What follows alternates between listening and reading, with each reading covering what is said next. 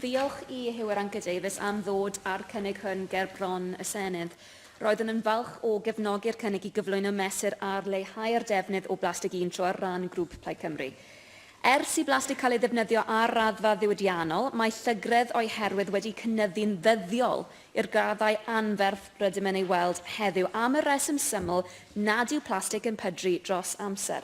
Yn ôl Beachwatch, mae cynnydd wedi bod dros y ddegawd diwethaf mewn darnau o blastig ar gyfer pob 100 medr o arfordir o 381 darn I 485 darn. Nawr, mae pob un darn o blastig yn llygru'r amgylchedd yna ac mae'n cael effaith ofnadwy ar y bywyd naturiol.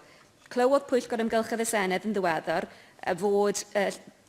bod Brifysgol Caerdydd, gan Brifysgol Caerdydd, bod hanner y pryfed yn afon y taf gyda phlastig ynddyn nhw a bod microplastigau yn bla ledled afonydd Cymru. Dyw hon ddim yn broblem y gallen ein ailgylchu ein ffordd ohoni chwaith oherwydd natur plastig ac mae'n destun pryder bod dros 60% o blastig mae Cymru yn ei ailgylchu yn cael ei allforio.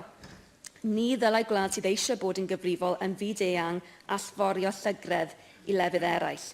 Fe nes I gyhoeddi'n ddiweddar y bydde Plaid Cymru mewn llywodraeth yn anelu at wahardd plastig un-tro diangen erbyn canol y ddegawd nesaf. Gallai Llywodraeth Cymru ddechrau'r gwaith hwn nawr drwy gyhoeddi bwriad I wahardd bagiau plastig cyn gynted a bod hynny'n ymarferol, fel mae 70 o wledydd eisoes wedi ei wneud, gan anelu wedyn I wahardd wet wipes a pholyseirin, a rai o'r pethau eraill mae Hyw'r Davies wedi gosod mas. Mae camau eraill all gael eu cymryd yn cynnwys addysgu pobl ynglyn â'r angen I leihau ein defnydd o blastigau un-tro, labelu cynnyrch plastig mwyn galluogi cwsmeriaid I wneud penderfyniadau goleuedig wrth brynu nwyddau, hyrwyddo cynnyrch sydd ddim yn cyfrannu at y broblem gyda label nodedig, fel y mae Fairtrade wedi ei wneud gyda chynnyrch moesegol, cyflwyno lefi ar gynnyrch fel cwpanau plastig sydd wedi cael ei gosod mas, mwyn annog pobl I ddefnyddio rai eu hunain, a chyflwyno reoliadau I leihau defnydd mewn gwyliau ac ati.